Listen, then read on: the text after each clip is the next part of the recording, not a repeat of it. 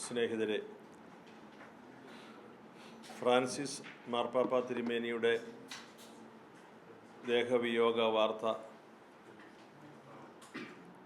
അറിഞ്ഞ് നിങ്ങളെല്ലാവരും ഇവിടെ എത്തിയിരിക്കുന്നു. ഞാനൊരു ദീർഘയാത്രയ്ക്ക് ഇറങ്ങി അരമണിക്കൂർ കഴിഞ്ഞാണ് ഈ വിവരം അറിഞ്ഞത്. ഞാൻ തിരിച്ച് വന്ന് ഇപ്പോൾ നിങ്ങളോട് കൂടെ ആയിരിക്കുന്നു. ഫ്രാൻസിസ് മാർപ്പാപ്പ കത്തോലിക്ക സഭയ്ക്ക് നൽകിയ നേതൃത്വമുണ്ട്. ലോകത്തിന് മുഴുവനായി എല്ലാ മനുഷ്യർക്കുമായി നൽകിയ നേതൃത്വമുണ്ട്. നമ്മുടെ സമൂഹത്തിൽ സാധാരണ നിലയിൽ നാം കാണാതെ പോയ ആളുകളെ കണ്ടെത്തിയ ഒരു നേതൃത്വമുണ്ട്. ഒരു കരുതൽ രൂപമായി സഭയിലും സമൂഹത്തിലും ഈ മുഖ്യധാരയിൽപ്പെടാത്ത ആളുകളുടെ ഇടയിലും ഫ്രാൻസിസ് മാർപ്പാപ്പ ഒരു തേജോമയമായി അരൂപമായിട്ട് നിൽക്കുന്നുണ്ട്. അത് അദ്ദേഹം പുലർത്തി വന്ന ജീവിത വീക്ഷണത്തിൻ്റെ, അദ്ദേഹത്തിലൂടെ ശ്രദ്ധേയമായ ഒരു ജീവിത ദർശനത്തിൻ്റെ നേർക്കാഴ്ചയാണ്. അങ്ങനെ ഒരു നേതൃത്വം നമുക്ക് നമ്മുടെ മനുഷ്യ സമൂഹത്തിൽ നഷ്ടമാകുമ്പോൾ നമുക്കുണ്ടായ ഒരു വേദനയും ഈ നിമിഷങ്ങളിൽ ആ വലിയ മനുഷ്യൻ കാട്ടിയ മാതൃകാപരമായ സമർപ്പണത്തെക്കുറിച്ചുള്ള നന്മ പങ്കുവയ്ക്കലുമൊക്കെയാണ് സ്വാഭാവികമായി വരിക. ഫ്രാൻസിസ് മാർപ്പാപ്പയെ വ്യക്തിപരമായി അടുത്തറിയുന്നതിന് 2013 മുതൽ എനിക്ക് സാധിച്ചിട്ടുണ്ട്. അതിനു മുൻപ് വ്യക്തിപരമായി അങ്ങനെ ഒരു വലിയ അടുപ്പത്തിലുള്ള ഒരാളായിരുന്നില്ല. 2013 ഞങ്ങൾ ഒരുമിച്ച് പുതിയ മാർപ്പാപ്പയെ എലക്ട് ചെയ്യുന്നതിന് വേണ്ടി താമസിച്ച അദ്ദേഹത്തിൻ്റെ മുറിയുടെ 2 മുറി കഴിഞ്ഞാണ് എനിക്ക് കിട്ടിയ മുറി. ഞങ്ങൾക്ക് കിട്ടുന്ന മുറികൾ അത് ലോട്ടെടുത്താണ് തീരുമാനിക്കുക. അങ്ങനെ കിട്ടിയതാണ് ഞങ്ങൾക്ക് 2 പേർക്കും എല്ലാവർക്കും താമസ സൗകര്യം.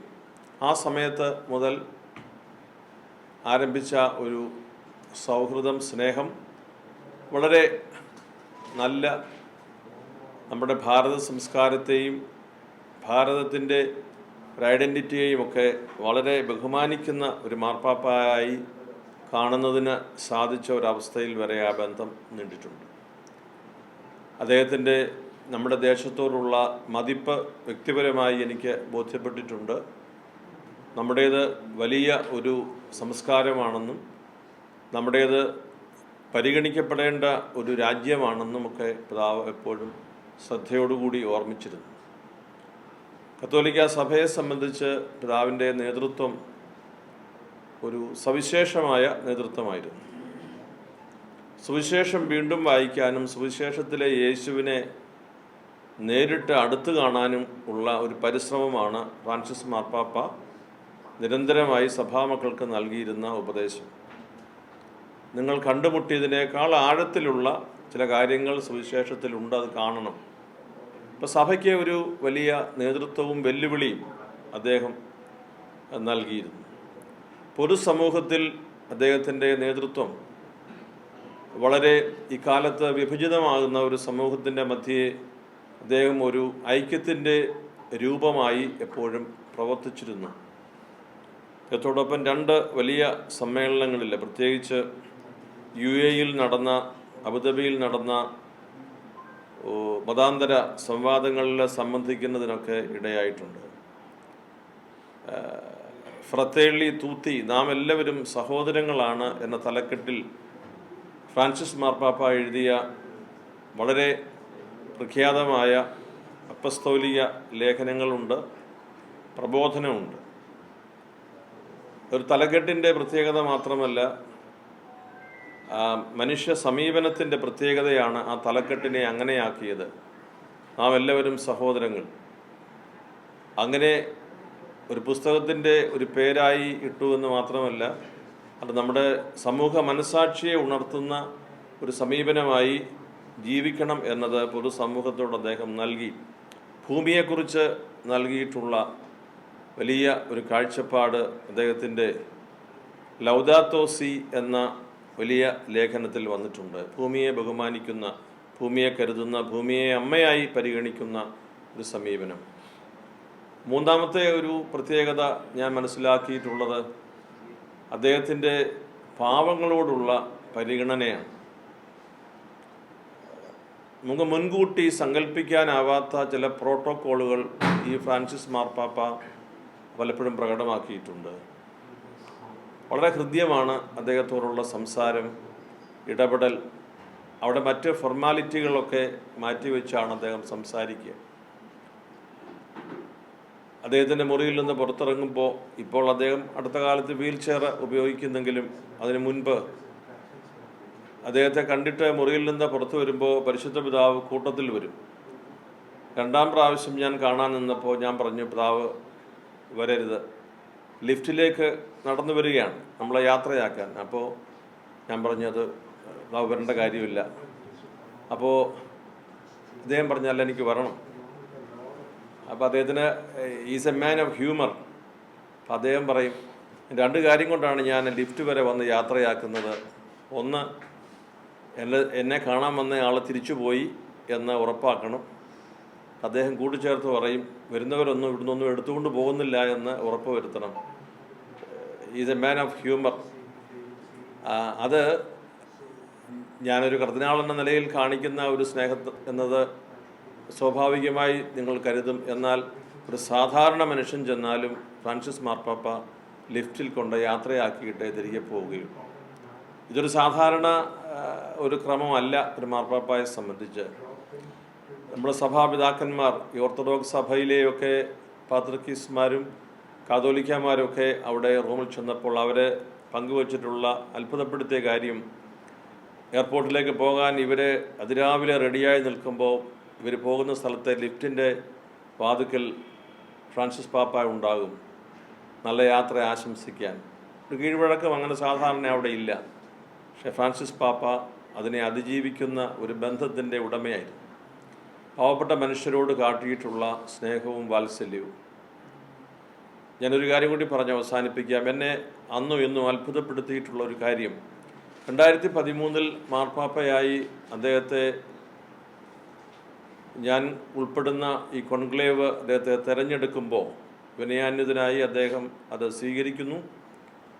എന്ത് പേരാണ് സ്വീകരിക്കുന്നതെന്ന് ചോദിച്ചപ്പോൾ അസീസിയിലെ ഫ്രാൻസിസ് എന്ന് പറയുന്നു. അതിനുശേഷം ജനാൽക്കൽ വന്ന് ലോകത്തെ അഭിസംബോധന ചെയ്യുന്നു.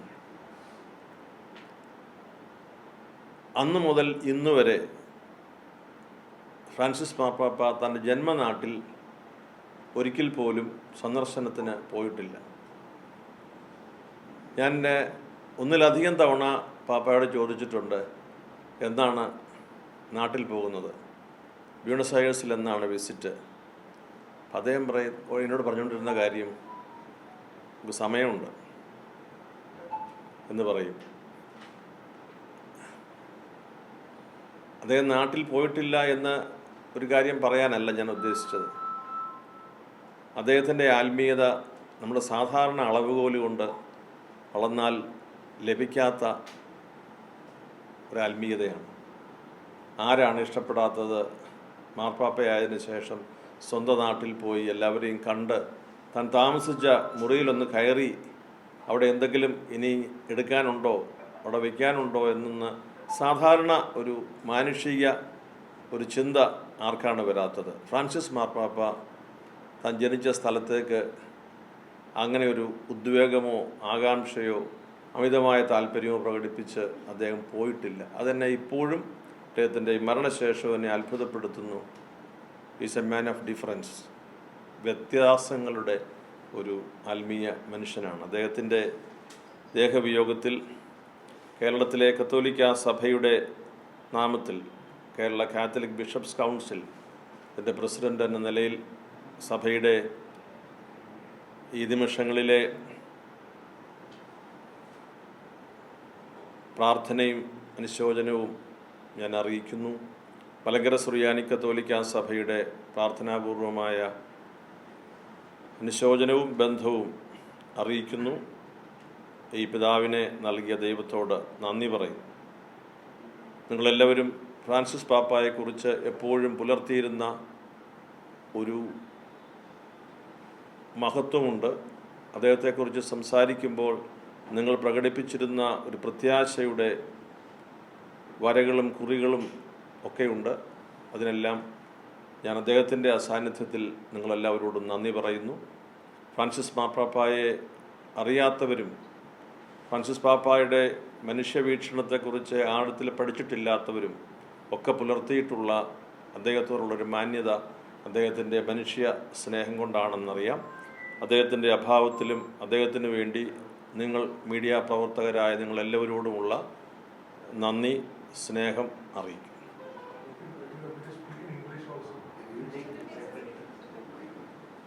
Maybe at the end? Yeah, at the end, sir. After they have questions. Yeah, okay. ഞാൻ പോകുന്നു. നാളെ സാധിക്കുമെങ്കിൽ നാളെ രാവിലെ പോകാനാണ് ഉദ്ദേശിക്കുന്നത്. എൻ്റെ ടിക്കറ്റ് നോക്കിക്കൊണ്ടിരിക്കുന്നു. കാരണം ഫ്രാൻസിസ് പാപ്പ പറഞ്ഞതനുസരിച്ച് അധികം ദിവസങ്ങൾ അങ്ങനെ ബോഡി വെച്ചുകൊണ്ടിരിക്കരുത് എന്ന് അദ്ദേഹം ഒരു ആഗ്രഹം പ്രകടിപ്പിച്ചിട്ടുണ്ട്. വളരെ സിമ്പിളായി എത്രയും വേഗത്തിൽ അടക്കണം എന്നാണ് പിതാവ് പറഞ്ഞിരിക്കുന്നത്. എങ്കിലും ചില പ്രോട്ടോക്കോളുകൾ രാജ്യ തലവന്മാർ അങ്ങനെയുള്ളവരെ അവിടെ ഈ ഖബറടക്കത്തിന് പ്രതീക്ഷിക്കുന്ന ഒരു പതിവുണ്ട്. അതൊന്നും അങ്ങനെ പെട്ടെന്ന് ഒരു ദിവസം കൊണ്ട് മാറ്റി കളയാവുന്നതല്ല. അതിൻ്റെതായ പ്രത്യേകതയും പ്രാധാന്യവും ഒക്കെ ഉണ്ടല്ലോ. എങ്കിലും പിതാവ് ആഗ്രഹിച്ചതനുസരിച്ച് വളരെ സിമ്പിളായിട്ടുള്ള ഒരു ക്രമീകരണമായിരിക്കും എന്നാണ് അവിടുന്ന് അറിയാൻ കഴിഞ്ഞിട്ടുള്ളത്. ഞാനിപ്പോഴും റോമിൽ ബന്ധപ്പെട്ടു. അപ്പോൾ കിട്ടിയ വാർത്തയനുസരിച്ച് അവിടെ ദിവസവും തീയതിയും ഒന്നും സമയവും ഒന്നും ഇതുവരെ കൃത്യമായി കുറിച്ചിട്ടില്ല. നിങ്ങൾക്കറിയാവുന്നതുപോലെ അതുമായി ബന്ധപ്പെട്ട മറ്റനേകം കാര്യങ്ങളുണ്ടല്ലോ. അതുമായി ചേർത്ത് ഇന്ന് സന്ധ്യയോടുകൂടി ഒരു കമ്മ്യൂണിക്കെ പുറത്ത് വരും എന്ന് വിചാരിക്കുന്നു.